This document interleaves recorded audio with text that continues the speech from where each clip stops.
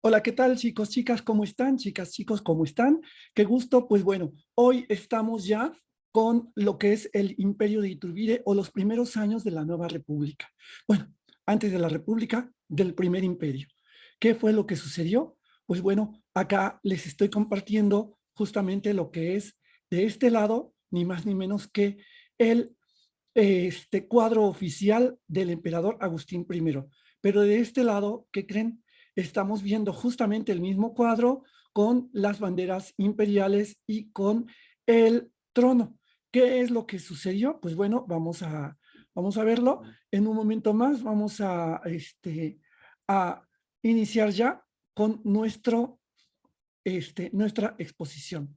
Y la verdad es que quiero compartirles hoy esta parte que me ha tocado, pues, de alguna manera estar con ustedes. Estas fotografías son mías, sí, efectivamente, muy mal tomadas, mal iluminadas, pero bueno, el que está arriba de mí es el trono de Agustín I.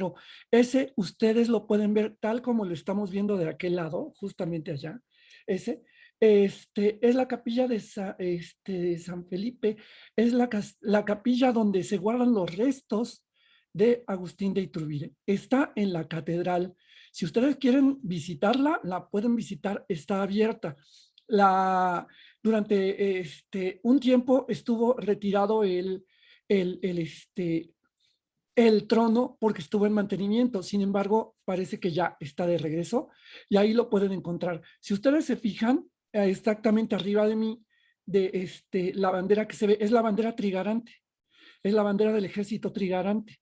Entonces, pues bueno, esa es la parte que emociona y como ven, ustedes acá de este ladito justamente arriba, pues bueno, es ese cuadro que está ahí. Eso es las ventajas que se tiene al recorrer esta gran ciudad. Ya les explicaré cómo fue que yo pues llegué, me enamoré no solamente de la historia de este país, que es fascinante, sino de todo este mundo lleno de símbolos, magia y tradición. Vámonos entonces a lo que es el imperio de este señor Agustín de Iturbide, tan cercano y tan fascinante. Después de que se toma que viene la coronación en la catedral, porque ahí es donde se hizo la coronación de Agustín I. La noche del 18 de mayo de 1822, el sargento Pío Marcha y el coronel Epitacio Sánchez, seguidos del pueblo, recorrieron las calles de México gritando: ¡Viva Agustín I, emperador de México! Iturbide sale a calmar a las personas que lo aclamaban y las exhorta a que se sometieran a las órdenes del gobierno. ¿Qué es lo que sucedería? Pues al día siguiente, el 19 de mayo, se reúnen y bajo el temor de las amenazas y los daños que el pueblo pudiera tener, el Congreso hace la votación y los resultados fueron a favor de Agustín de Iturbide, 67 a favor, 15 en contra. Los que estaban en contra deseaban consultar con las provincias primero. Sin embargo, esto no se hizo y resultó electo. Entonces, ¿qué se decidió? Don Agustín de Iturbide fue coronado emperador el 21 de julio de 1822 en la Catedral de México, realizada por el obispo de Guadalajara. Aunque había dificultades económicas, el pueblo realizó una coronación esplendorosa. El imperio se extendió desde Oregón y Colorado hasta Panamá. Si ustedes pueden ver y visitarlo y verlo de cerca, de verdad, podrán ver que los arreglos son en oro y este, y pues bueno, el decorado es completamente muy ostentoso, se impone, a pesar de ser una silla imperial, no tan ostentosa como muchas que las hay en los grandes imperios. Entonces, el Congreso, a finales de octubre de 1822, Iturbide decretó la disolución del Congreso que lo había elegido para formar una junta instituyente.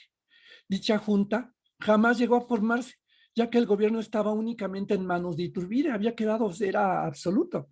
Por dichas razones, se consideró el cambio de monarquía a gobierno popular. No gustaba mucho eso de que el gobierno y todas las decisiones quedaran en una sola persona. A pesar de la gran popularidad de Iturbide, empezaron los problemas en el imperio.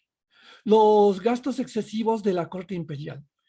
Hubo quejas de paga para el personal. Pues bueno, obviamente no había dinero. Cuenta uno de los libros que les he dejado leer, que entraron a las arcas y se encontraron cuando abrieron el arcón, que todavía existe y está en el Museo de Iturbide, en la Casa de Iturbide, que ustedes pueden visitar en el centro de la Ciudad de México. Hoy pertenece a un consorcio banquero que lo cuida bastante bien. Se alcanza a ver ese arcón donde se abrió y descubrieron que no tenía absolutamente nada, no había dinero en las arcas. Entonces, pues no había para pagar. ¿Por qué? Porque esto es una historia que se ha repetido en este país y en toda nuestra América Latina desde aquel entonces. Los españoles se fugaron con las riquezas. ¿Han escuchado eso? Para ustedes que más adelante van a tener la segunda parte de la historia, verán cómo justamente en la época de los 70s y los 80s, pues a este país, México, le pasaba lo mismo. Se anunciaba que iba a haber una devaluación y se salían todas las capitales al extranjero. ¿Para qué? Pues bueno, para que los ricos en ese momento siguieran siendo ricos. Los demás tuvieran que pagar.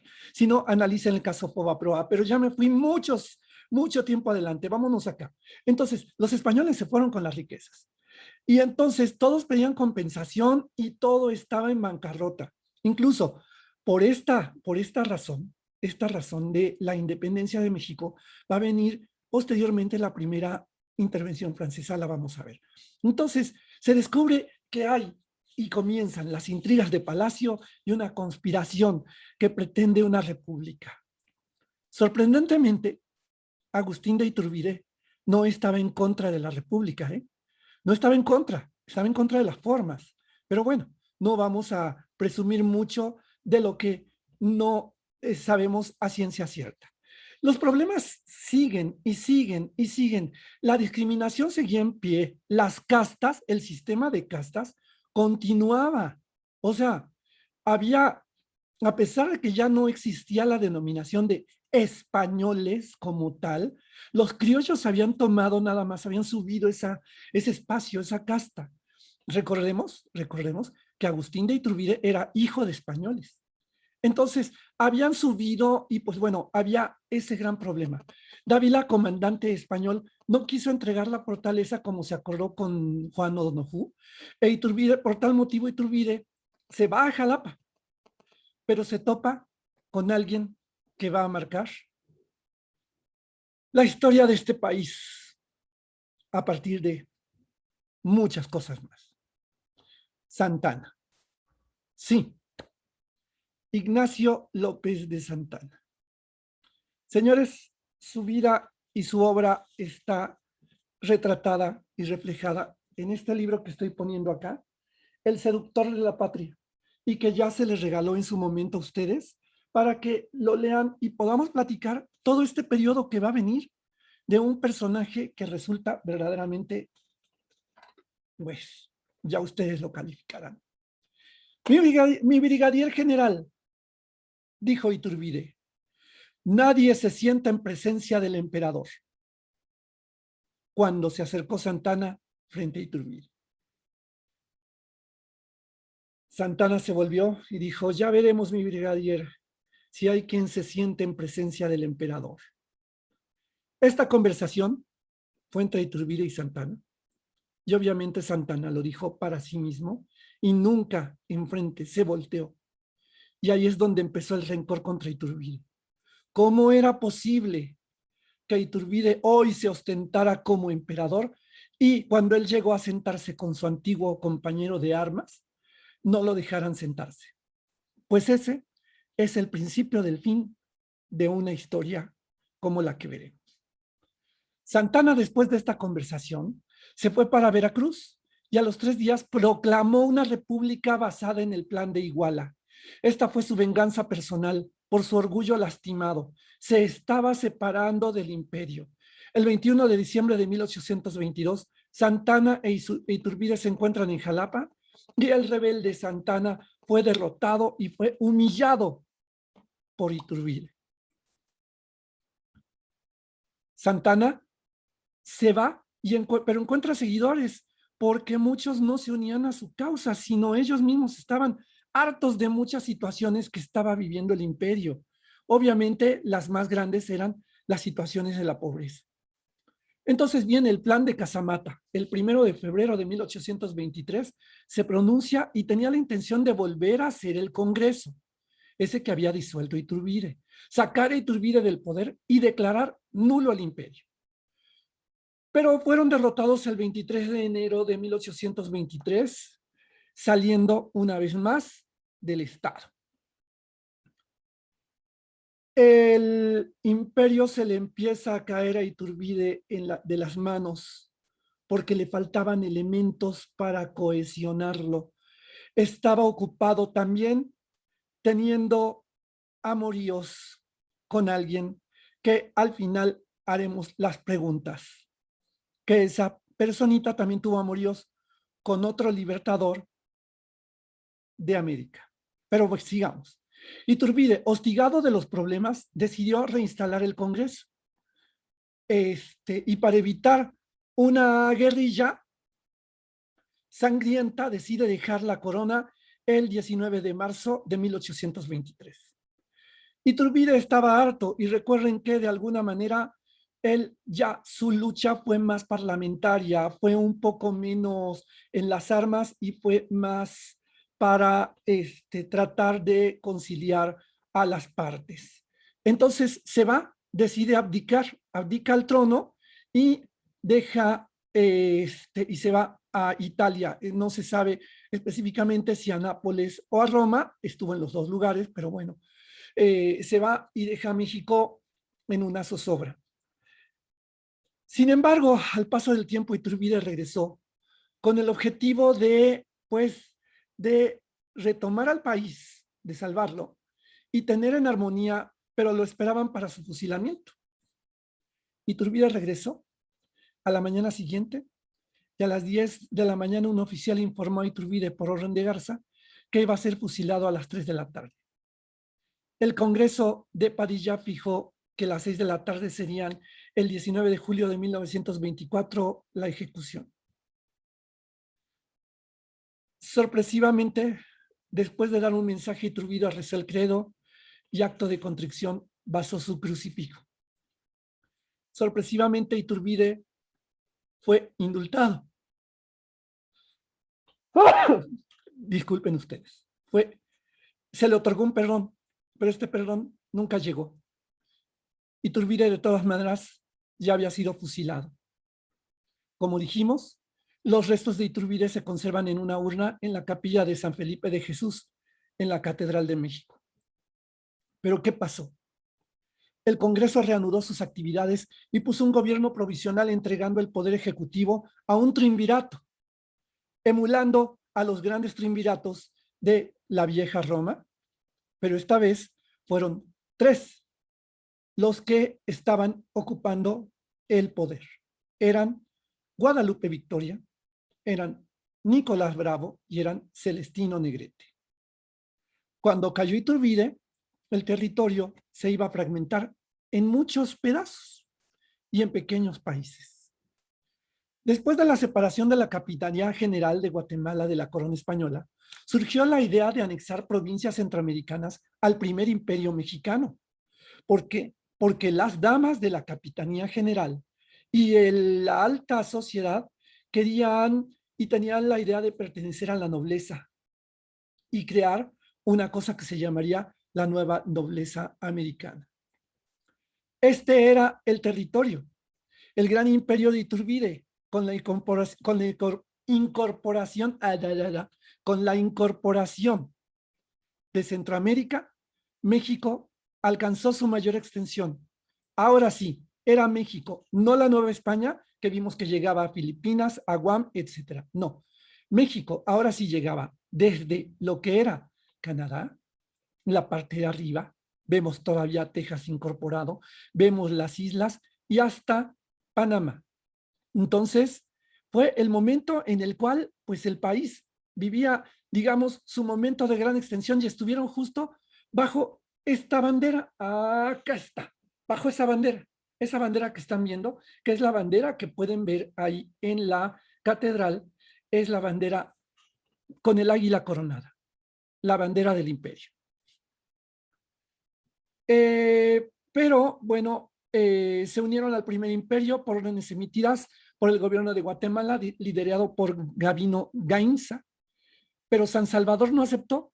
Y entonces, atención, México, sí, el imperio mexicano inicia una campaña de conquista y de anexión. Y entonces manda a El Salvador, todavía no llamaba así, sino llamada San Salvador, fue invadida junto con los ejércitos guatemaltecos y ahí estuvieron hasta el febrero de 1923, cuando Vicente Filisola, que había sustituido a Gainza, ingresó a la ciudad de San Salvador declarándola unida al imperio mexicano. Y no había más. Vean qué lindo se veía, cuántos colores. Estamos viendo arriba California, Colorado, Utah, eh, Kansas, Nuevo México. Para los que le van a los vaqueros de Dallas, pues bueno, ahí está. Nada más que no existía Dallas y ojalá más adelante sepamos y sabremos por qué hay ciudades que se llaman así. Estaba Luisiana, estaba Florida, bueno, ahí teníamos todas las provincias y todo lo que era, pues bueno, México. Imagínense nada más, desde el centro de un país tan grande, poder controlarlo. Y bueno, hacia abajo, obviamente hacia toda esta parte de abajo, ahí vemos Costa Rica. Panamá para ese momento ya se había separado, se había unido a la Gran Colombia en Sudamérica, y que esa es otra historia. Y pues bueno, esto era México. Pero bueno, la vida no es tan bella y la anexión total de las provincias centroamericanas al imperio mexicano duraría realmente poco, debido a la insurrección de Antonio López de Santana, que llevó a la abdicación del emperador Agustín I y a la instauración de la República en México. Ahí hay un error, una R que se nos fue, lo que llevó a que el 1 de julio de 1823 Centroamérica se declarara independiente bajo el nombre de Provincias Unidas de Centroamérica. Fíjense qué raro. Yo siempre lo he cuestionado. ¿Por qué arriba hay un país que no tiene un nombre concreto y se llama Estados Unidos de América? ¿Por qué nosotros vivimos en un país que debería tener un nombre tan simple como México, pero se llama Estados Unidos Mexicanos? Y entonces, ¿por qué abajo también se iban a llamar, en vez de llamarse Guatemala, Honduras, Costa Rica, Nicaragua, El Salvador, se llamaron Provincias Unidas de Centroamérica? Ah, bueno, pues bueno, sus razones tendrán para no querer tener un nombre hasta tiempo después. El gobierno provisional finalmente se da cuenta de que, a pesar de ser un gran triunvirato, hay algo que donde le falló a Agustín I, y fue el no haber creado una constitución para el imperio. Esa constitución tal vez hubiera impuesto un congreso que de alguna manera hubiera regulado toda la forma de gobierno para ese momento, pero no lo hubo. Entonces el triunvirato ve que hay una carencia de constitución y provoca que las provincias se empezaran a separar, y muchas de las provincias temieran que iba a surgir una nueva tiranía. Tal es el caso que ya vimos que se fueron los centroamericanos. Pues bueno, Guadalajara, Zacatecas, Oaxaca y Puebla llegaron a desconocer al Congreso, y no querían estar dentro de la nueva república. Centroamérica, como ya vimos, se separó, y la historia de Chiapas, chicos, es fascinante porque un tiempo ellos se separaron junto con las Provincias Unidas de Centroamérica, aunque luego regresaron a México. Y hay una región llamada el Soconusco que también tiene toda su historia. La cuestión es que al final vendría algo mejor y llegaría un señor que promulga la primera constitución y se llama Guadalupe Victoria. Hoy, como vieron, no hice las preguntas al principio, pero las preguntas van a venir en este momento de esta manera. ¿Ok? Vamos a ver. Primera pregunta. Nombre los militares que organizaron el motín de 1822. Esa es la primera pregunta. Segunda, menciona 3 problemas que surgieron en el imperio. Tercera, ¿cuántos votos hubo a favor de Iturbide y cuántos en contra? Cuarta, ¿por qué se desintegró el Congreso? Quinta pregunta, ¿quién coronó a Iturbide y en dónde? Sexta pregunta, ¿cuándo se enfrentó Santana e Iturbide? ¿Cuándo? Séptima pregunta, sí soy séptima, ¿verdad? ¿Por qué empieza el rencor de Santana contra Iturbide? ¿Por qué? Eso es buenísima. Octava, ¿por qué regresa Iturbide? Y novena, ¿qué hace Iturbide antes de morir? Décima, ¿quiénes formaron el triunvirato? Está mal elaborada esa pregunta. Es en plural, es quiénes, no quién. ¿Quiénes formaron el triunvirato? ¿Qué estado se desintegra y regresa en 1824? ¿Qué estado? ¿Y quién viene para mejorar el país? Pues bueno, fue el último que vimos. Pero voy a dejar dos preguntas que ya las había planteado a lo largo de este trabajo. Primera pregunta, ¿cómo se llamaba la amante de Agustín I? Y segunda pregunta de esta que están fueras, óiganme, fuera de esto. La segunda pregunta es, ¿qué otro libertador de América fue amante de esa misma señora? Un personaje que es fascinante para quien lo escucha, para todos aquellos que dicen que no había mujeres con principios y con fuerza, pues bueno, analicen a este personaje. Chicos, estos fueron los primeros 3 años del imperio. ¿Qué les puedo decir? ¿Pudo ser grande? No lo sabemos. ¿Que nació México como un país lleno de problemas? Sí, de muchos. ¿Que nació muy grande, pero a pesar de las separaciones, no han podido hacerlo pequeño? También. Agustín de Iturbide es, finalmente, acá tenemos las referencias, chicos, para que siempre las puedan consultar y ver, las tendrán en el espacio. Agustín de Iturbide es un personaje que hemos visto desde la vez anterior, no es endiosarlo, es solamente colocar cómo fue esos años que no se conocen y cuál es el punto de este México, de esta historia de México que vemos en esta materia. México, después de ser independiente, sus ciudadanos creyeron que era la potencia más grande del mundo y que podrían derrotar a cualquiera, sin saber que habían quedado sin dinero, que habían quedado prácticamente en la ruina y que había que trabajar. Y hubo una herencia maldita de ese espacio. La alta jerarquía se colocó como los grandes generales. Los altos generales eran los que importaban y no importaba realmente la sociedad. La sociedad siguió viviendo, pues, sometida, con hambre, con bajos recursos y sobreviviendo del campo, como ellos pudieron. En fin, el primer imperio de Agustín de Iturbide es lo que nos deja en esta ocasión. Contesten las preguntas, chicos. Nos vemos en clase. Hasta la próxima. Soy el doctor Eddie Eigner. Chao.